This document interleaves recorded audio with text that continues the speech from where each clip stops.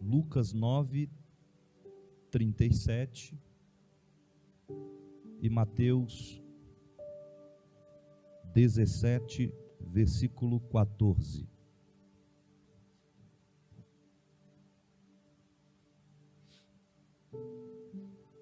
Ambas passagens bíblicas frisam o mesmo acontecimento, porém Lucas são relatadas por intermédio do doutor Lucas e em Mateus, por Mateus.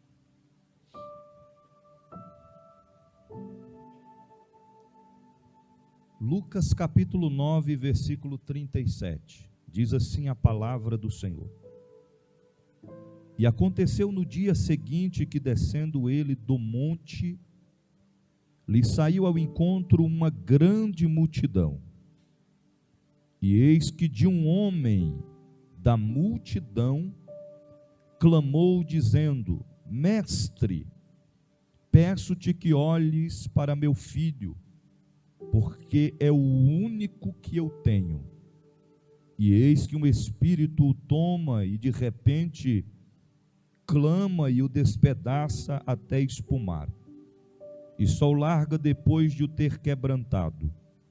E roguei aos teus discípulos que o expulsassem, e não puderam. E Jesus respondendo disse: Ó geração incrédula e perversa, até quando estarei ainda convosco, e vós sofrerei? Traz-me aqui o garoto. E quando vinha chegando, o demônio o derribou e convulsionou. Porém Jesus repreendeu o espírito imundo e curou o menino e o entregou ao seu pai. E todos pasmavam da majestade de Deus. Mateus 17, versículo de número 14.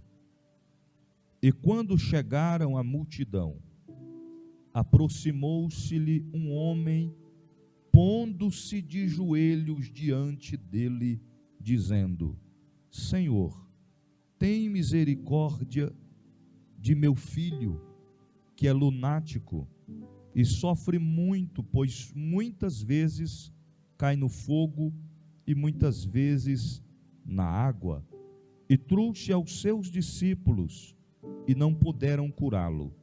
E Jesus respondendo disse: Ó geração incrédula e perversa, até quando estarei eu convosco, e até quando vos sofrerei? Trazei-mo aqui. E repreendeu Jesus o demônio que saiu dele, e desde aquela hora o menino sarou. Então os discípulos, aproximando-se de Jesus, em particular, disseram: Por que não podemos expulsá-lo? E Jesus lhe disse: Por causa da vossa pequena fé. Porque em verdade vos digo, que se tiverdes fé como um grão de mostarda, direis a este monte: passa daqui para cá, e há de passar, e nada vos será impossível. Mas esta casta de demônios não se expulsa senão pela oração e pelo jejum. Você pode dizer amém? Podeis assentar.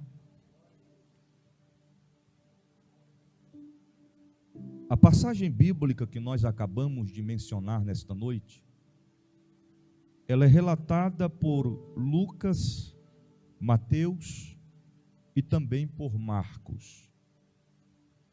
O texto bíblico é muito claro em destacar, como base textual, a respeito da cura de um jovem lunático.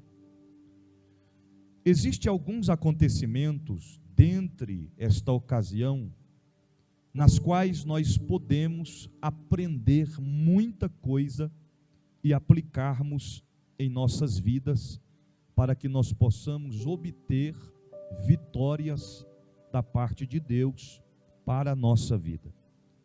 A Bíblia está falando a respeito de um homem, e este homem estava dentre a multidão, A Bíblia relata que aconteceu no dia seguinte que, descendo eles do monte, Jesus estava juntamente com uma partícula de seus discípulos, descendo o monte.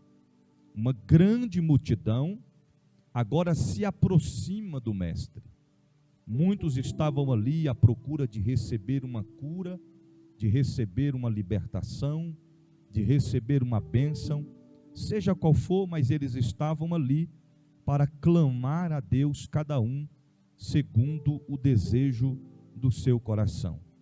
E a Bíblia é muito clara em frisar, Lucas destaca claramente, que eis que um homem da multidão clamou dizendo: Mestre, peço-te que olhes para meu filho, porque é o único que eu tenho.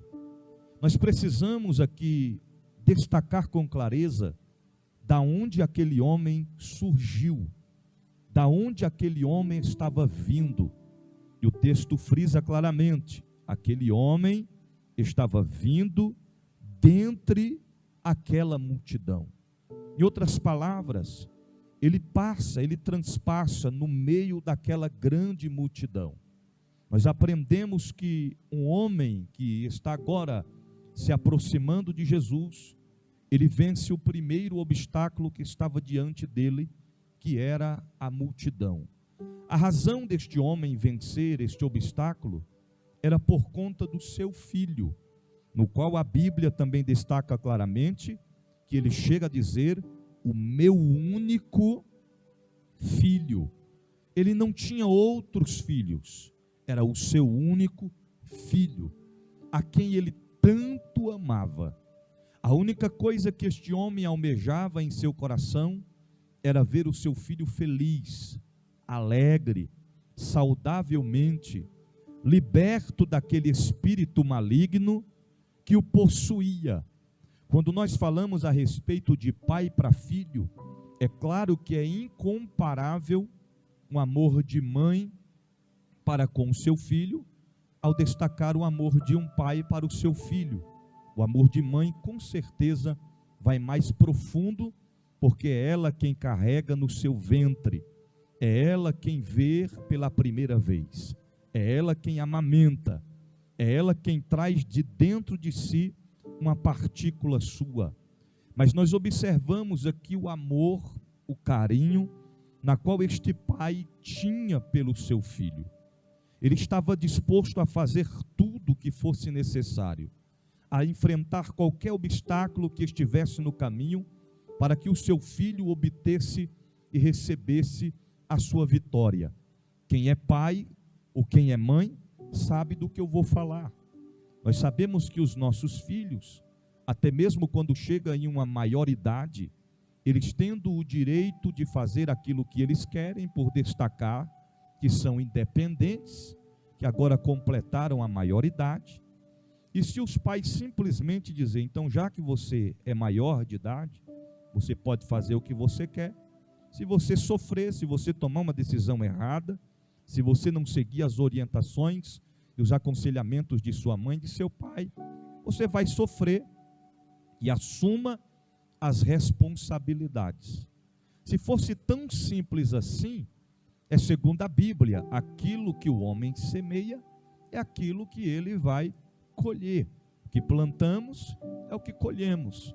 Mas na ótica humana e espiritual, quando nós vemos os nossos filhos sofrendo por conta de suas decisões, por conta de suas atitudes, por conta de suas ações, simplesmente poderíamos dizer: é problema dele, é problema dela. Plantou, agora está colhendo. Mas não é assim que acontece. Quando um filho sofre, o pai sofre também. Quando o filho sente uma dor, o pai sente também. Quando eu estou destacando o pai, eu estou destacando o pai e a mãe. Muito mais sofre a mãe do que o pai, claramente. Mas nós observamos aqui que este homem, diante desta situação em que ele estava vivendo, que ele estava enfrentando, nós observamos o carinho, a dedicação, o empenho, o zelo, na qual este pai tinha pelo seu filho. Ele se ausenta de sua casa, ele deixa ali sua esposa, e ele pega o seu filho, porque ele está sabendo que Jesus estava no monte com alguma partícula dos discípulos. E ele sabe, agora chega a ele a notícia que Jesus vai descer.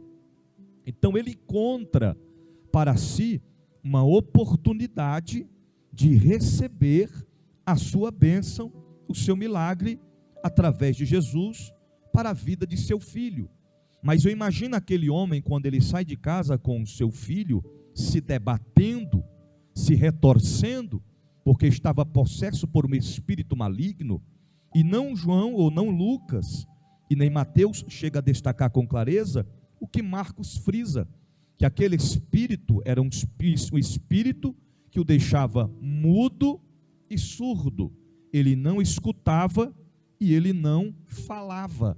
O espírito maligno se apoderava dele de tal forma que o lançava no fogo várias vezes, o lançava na água, ele retorcia, espumava sua boca, tinha aqueles ataques, de convulsões, e o inimigo tentava de todas as maneiras ceifar a vida daquele garoto. Não foi fácil para o pai conduzi-lo até onde Jesus estava, de tão notório que quando o homem se depara com Jesus a descer o monte, ele se destaca na frente, ele enfrenta ou toma diante da multidão, e a Bíblia diz que ele se prostra, ele se ajoelha diante de Jesus. Ele passa sobre a multidão e ele se ajoelha diante de Jesus. Quando aquele homem chegou até onde Jesus estava, e ao se deparar com aquela multidão em sua volta, em sua frente, ele poderia muito bem dizer: não vamos conseguir, não vai acontecer, eu vou voltar para casa agora, porque é impossível chegar até Jesus. Mas ele não desistiu, foi adiante, e nós precisamos aprender com esta qualificação, de que mesmo que nós nos deparamos em meio a uma grande multidão, que às vezes pode tipificar um obstáculo no meio do caminho, pode tipificar um impedimento, ou um empecilho, ou uma muralha, nós não podemos retroceder, não podemos recuar, nós devemos olhar para a frente, adiante, e lutar pela nossa vitória. O primeiro passo ele conseguiu, agora ele se prostra, ele se ajoelha diante de Jesus, e nós entendemos aqui, que existem batalhas que são vencidas de pé, mas existem batalhas que é vencida somente com joelhos no chão. Aquele homem poderia simplesmente bradar de pé como ele estava, mas ele compreendia que era necessário se prostrar diante de Jesus. Lembra daquela passagem bíblica quando Jesus fala a respeito do fariseu? E a Bíblia fala a respeito também da outra classificação, daqueles que se destacavam diante dos homens, alguns se achando melhores do que os outros. Se não me falha a memória, foi o fariseu e o escriba, que bradava claramente. O fariseu orava em pé nas sinagogas, para ser visto pelos homens, mostrando que ele era melhor ou maior do que os outros, a ponto de dizer: eu dou o dízimo 3 vezes na semana. Jesus destacava dizendo: não faça como os fariseus hipócritas, que oram nas sinagogas em pé, para serem vistos diante dos homens. O que nós devemos aprender com isso? Tem momentos na nossa vida que nós vamos vencer com joelhos,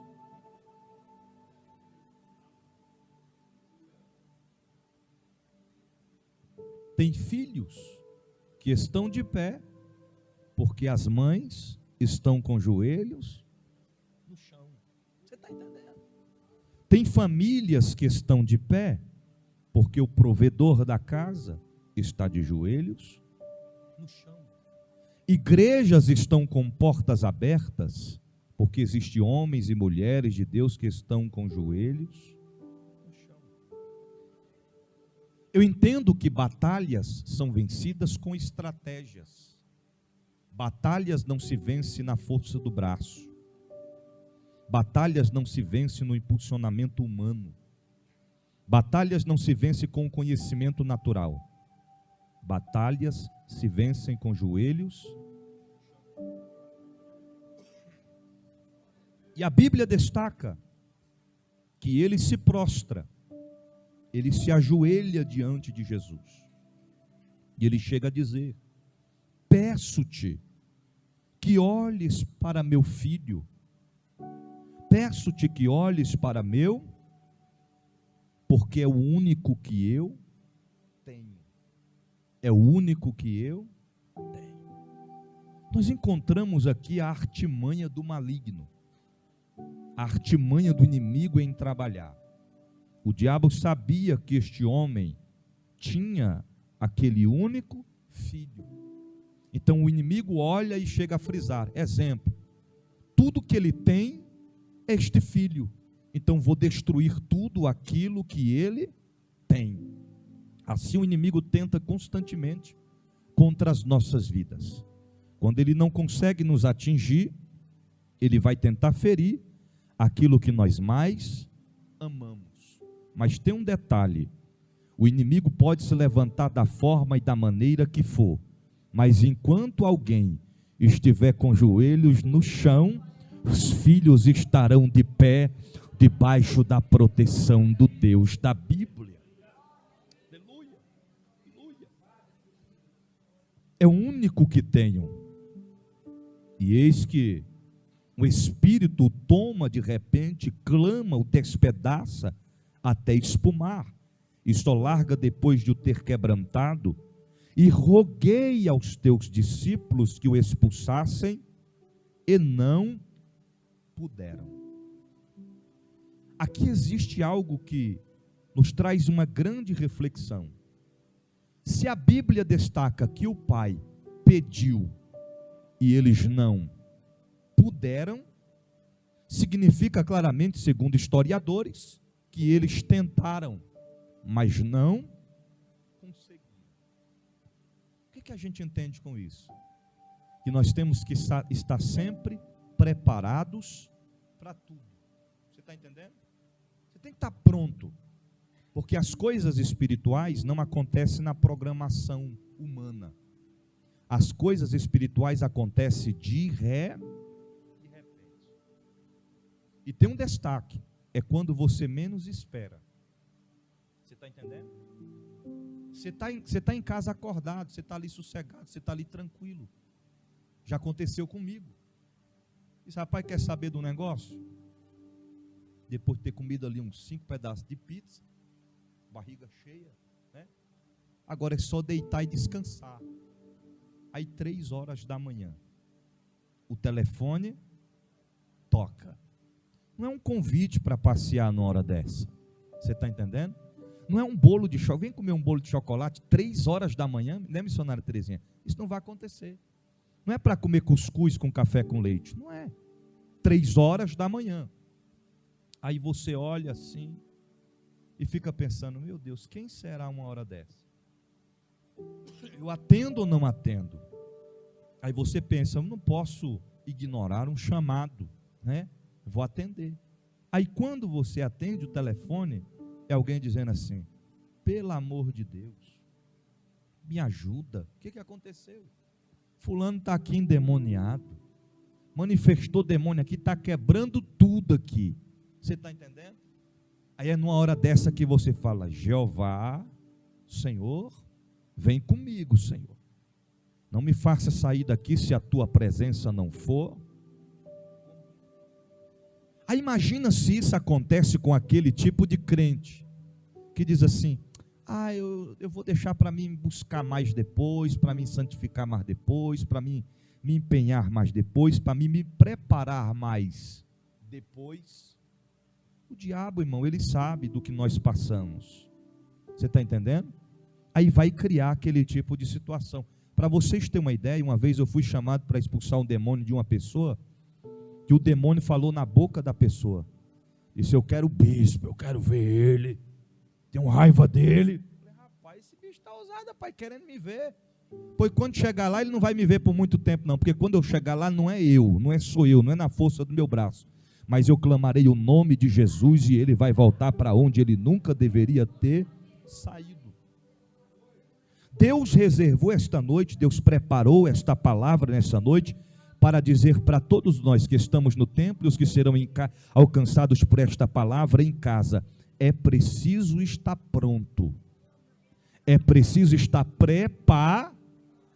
Alguém dos que estão aqui, dos que estão em casa, vão se lembrar desta palavra. Quando, bispo? Quando de repente acontecer. Você está entendendo? Aí você vai dizer: meu Deus do céu, o Senhor ainda falou comigo através da palavra. Então se prontifique a fazer o que você deve fazer. Não deixe para fazer amanhã o que você pode fazer hoje. É hoje, não deixe para amanhã, para você buscar mais, santificar mais, para você perdoar, para você pedir perdão, para você liberar perdão, para você abrir o seu coração e deixar Deus usar você. Aleluia. É o único que eu tenho. Eu roguei aos teus discípulos e eles não. Irmãos, sejamos sinceros. Se um homem aqui da terra, um homem natural como nós, um profeta, um homem de Deus, uma mulher de Deus, se deparar para expulsar um demônio e o demônio não sair, é vergonha, irmão. É vergonha. Você já pensou as pessoas olhando para a pessoa dizendo: rapaz, ó, foi expulsar o demônio ali e não conseguiu expulsar? Não conseguiu expulsar. O demônio rejeitou. Você está entendendo? Porque a gente tem que entender a respeito das armas espirituais. Em algumas traduções, o próprio Jesus disse que eles não conseguiram expulsar por conta da sua pequena fé, ou pequenina fé. Em outras traduções diz: por conta da vossa incredulidade. Em outras palavras, eles expulsaram, ou tentaram expulsar, eles repreenderam, mas não repreenderam com fé. E com dúvidas, milagres não acontecem. Com incertezas, milagres não acontecem. Pode ser o maior profeta que for. Se ele for profetizar um milagre, ou quem vai receber o milagre, se estiver lá pensando: será que eu vou ser curado? Será que eu vou receber a bênção? Irmão, com Deus não existe será não. Com Deus não existe talvez. A palavra de Deus é sim, sim. Passou disso, procedência maligna. Então tem que ter certeza. Tem que ter plena convicção. Incredulidade. Outro detalhe: oração pouca. Outro detalhe: jejum zero. Essa casta de demônios não sai com outra coisa a não ser jejum e oração. Em outras palavras, nenhum de vocês aqui estava orando, nenhum de vocês aqui estava jejum. Então diga para quem está perto de você agora: nós precisamos voltar à oração e o jejum. Você está entendendo? Você está entendendo? Ô bispo, tem tempo que eu não jejum, tem tempo que eu não, irmão, eu estou falando orar, oração. Não é aquele negócio de dizer assim: Espírito Santo, boa noite, viu papai? Viu, te amo, I love you, na cama. Não é esse negócio de oração. Você está entendendo? Não é aquele negócio, porque tem gente que fala: rapaz, eu sou de oração. É mesmo, orou muito hoje, orei, rapaz. Cheguei na igreja, fiz só isso aqui. Cheguei lá e disse: Jesus, cheguei papai, amém. Pronto, homem de oração. Não é esta oração passageira, constantemente. Lembra de Daniel? O que livrou Daniel da cova dos leões não foram seus conhecimentos humanos ilimitados. O que livrou Daniel da cova dos leões não foi simplesmente porque o rei ficou intercedendo por ele. O que livrou Daniel da cova dos leões não foi por conta somente do anjo que desceu e fechou a boca dos leões. O que livrou Daniel da cova na cova dos leões foi simplesmente a questão dele ser um homem de orava quantas vezes ao dia? 3 vezes ao dia. E era oração contínua, fervorosa, constantemente. Ele orava e ele orava. Por quê? Porque as orações em que ele havia feito, Deus já estaria trabalhando no que ia acontecer lá na frente. A gente não, a gente somos mal acostumados. Muitos de nós só oramos assim: eu quero receber uma bênção, então eu vou orar. Deus me dá tal coisa, eu vou orar, eu vou pedir ao Senhor. Não é assim que a gente faz? Ou então, tem uns que é só quando está na pior, está na prova, ora. Se não tem prova, não ora. Tem gente que é assim, você está entendendo? Não está disponível para fazer nada, mas se tiver na prova, quer ir para o monte, quer ir para a vigília, quer ir para a consagração, quer ir para o culto, quer ir para tudo. Agora, o pior de todos é o crente anestesiado. Se está na prova, não ora. Sem prova, não ora. Com prova, não ora. Nada faz ele orar. Nada faz ela orar. Você está entendendo? Tem gente que é desse jeito. Aí sabe o que o Espírito Santo de Deus faz? Leva para a olaria. Você está entendendo? E quando leva para a olaria, aí o negócio fica estreito. É que nem tem crente que gosta de cantar, né? Eu quero ser Senhor amado, como um vaso nas mãos do oleiro. Ó, eu pulo esse pedaço, eu fico em silêncio. Quando chega nesse pedaço aí, eu já fico quietinho, viu? Mas tem crente que ele, como é que é? Quebra a minha. Aí o Senhor está olhando e está dizendo: eu quebro, meu filho, quebro, deixa comigo. Papai aqui não sabe, não é só fazer o vaso não, viu? Não é só moldar não, papai também sabe quebrar. Lembra quando ele mandou Jeremias ir lá na olaria? O que aconteceu? Ele observou que o oleiro estava com o vaso sobre a roda, né? Depois de fazer o vaso que estava em suas mãos, quebrou.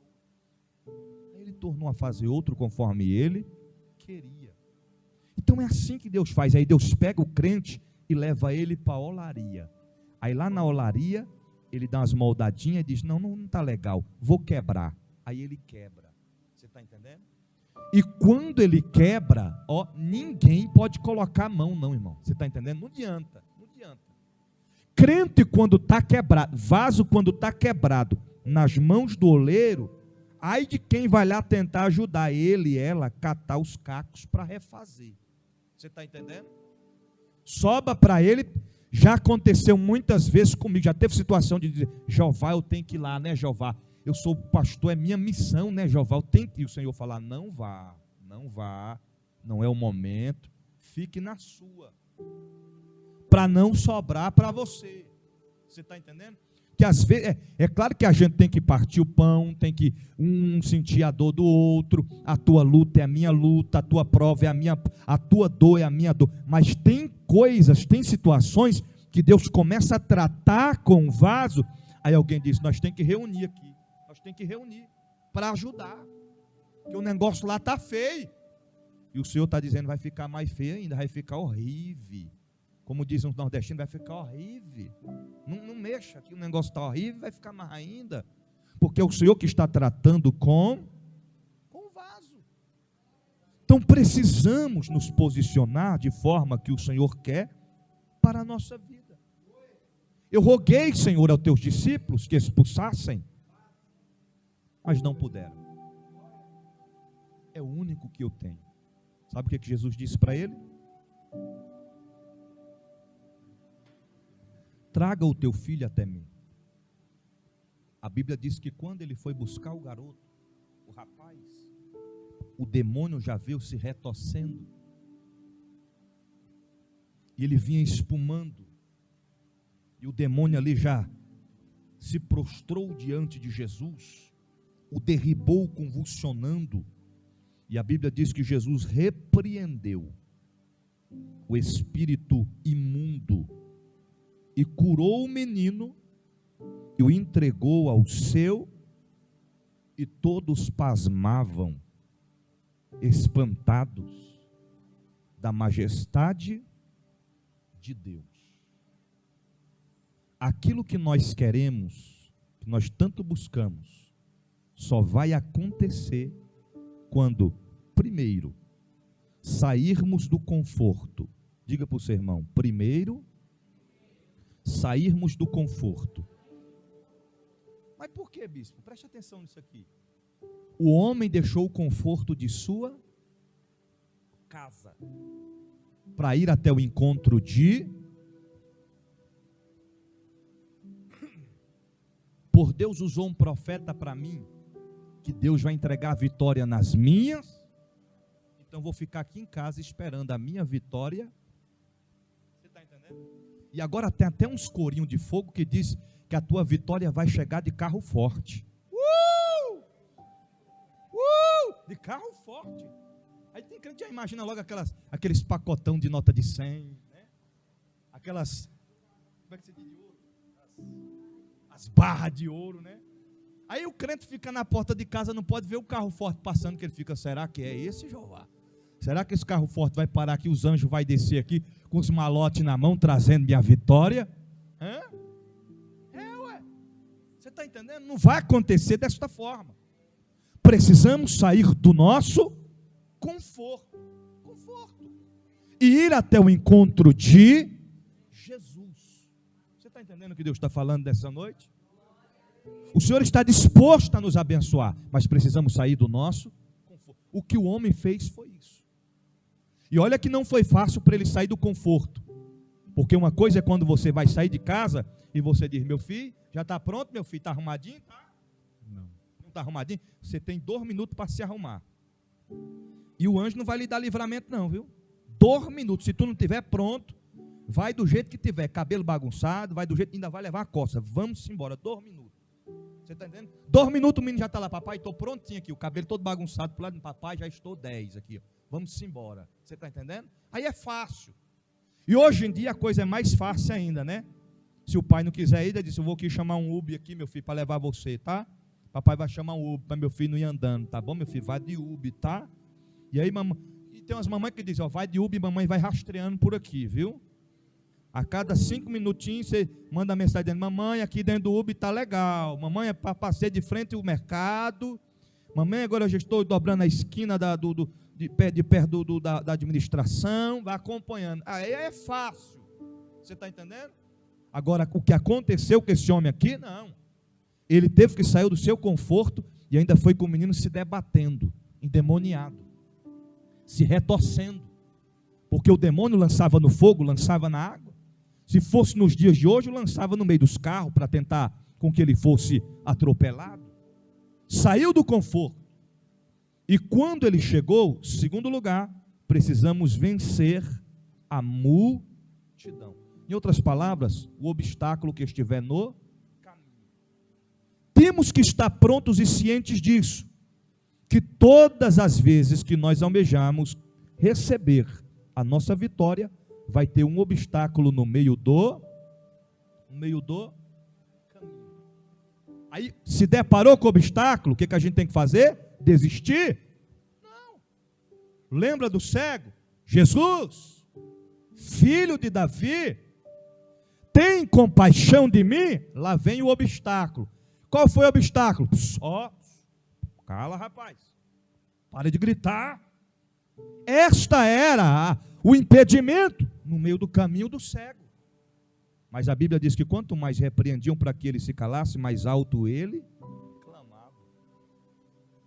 E aí o que fez Jesus? Parou e mandou chamar. Que queres que eu te faça, meu filho? Senhor, que eu veja. Vai, meu filho, tua fé te salvou. Lembra da mulher do fluxo de sangue? 12 anos padecendo. Além do sofrimento, acabou com todos os seus recursos financeiros. Não tinha mais aonde nem a quem recorrer, somente a Jesus. Se deparou com o quê? Com uma multidão. Eu imagino a mulher no meio da multidão, você está entendendo? Quando ela ia passar assim, aqueles homens mais grandes assim, prensavam no outro e jogavam para um outro, e ela ficava prensada sem conseguir passar. Quando ela ia se aproximando de Jesus, alguém puxava ela para trás, mas o que ela pensou consigo mesmo? Eu não vou desistir. O impedimento está no caminho?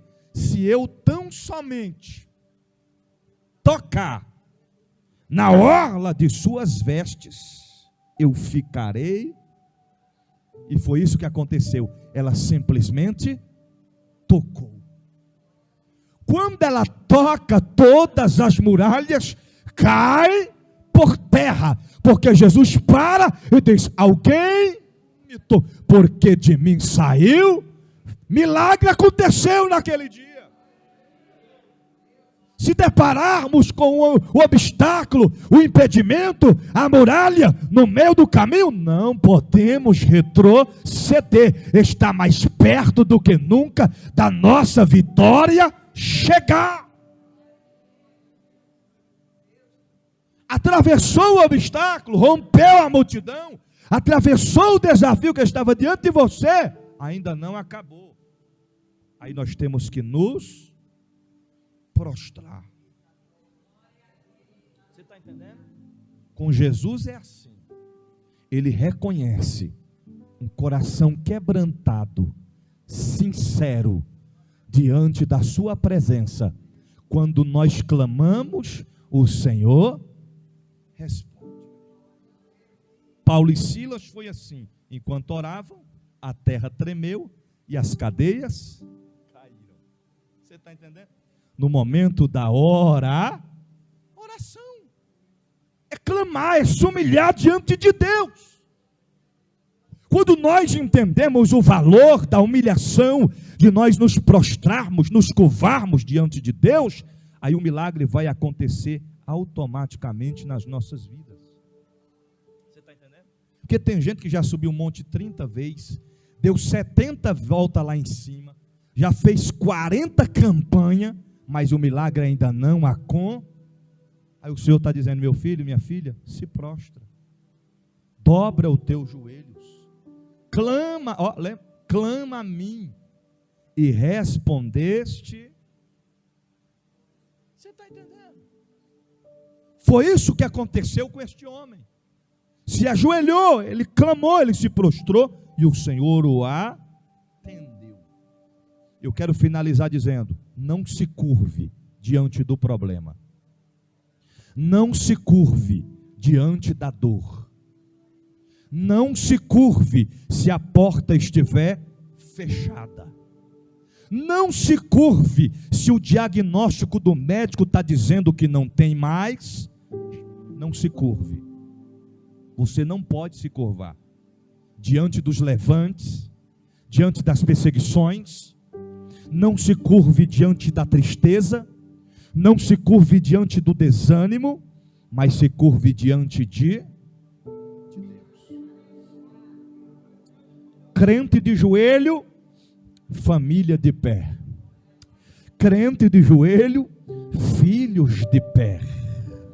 Casal de joelhos, casamento de pé. Alá, manjoreme, calabronur, yalabai, astéria. Deus reservou esta noite para dizer: você não saiu do conforto da tua casa em vão. Você rompeu multidão, não foi em vão. Você clamou, não foi em vão. Milagres estão acontecendo agora. Levante as suas mãos para o céu.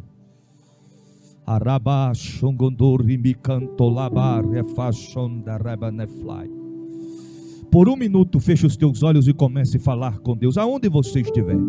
Comece a falar com Ele, Ele está te ouvindo agora, Ele está te ouvindo agora.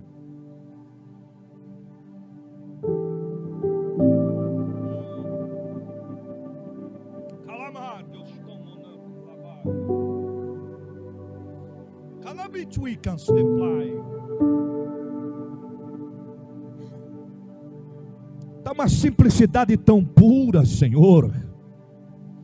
Eu quase não estou ouvindo barulho, Senhor. Mas é assim que o Senhor trabalha. Ele está ouvindo as tuas orações e tem visto as tuas lágrimas. Deus está falando com alguém aqui nesta noite. Vai acontecer na simplicidade. O inimigo não vai destruir o teu filho, não vai. Alai, olomango, dorou. Continue clamando, continue buscando, continue clamando, continue buscando. Milagres vai acontecer para a glória de Deus.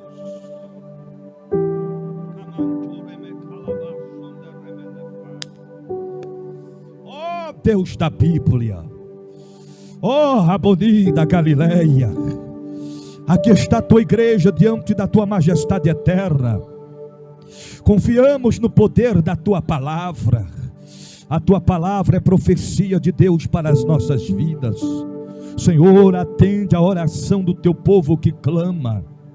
Ó Deus, clamamos diante do teu altar, diante da tua presença, ó Deus, e que os planos do maligno caiam por terra nesta noite.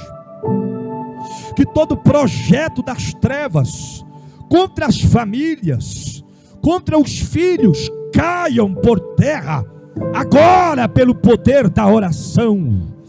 Oh,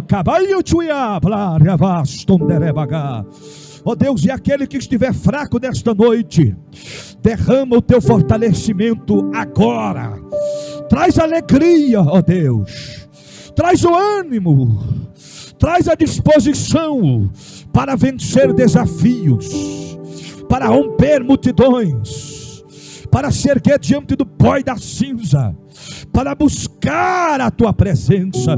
Eu ministro as tuas bênçãos e o teu milagre agora sobre o teu povo, sobre a tua igreja, em o nome de Jesus, em o nome de Jesus.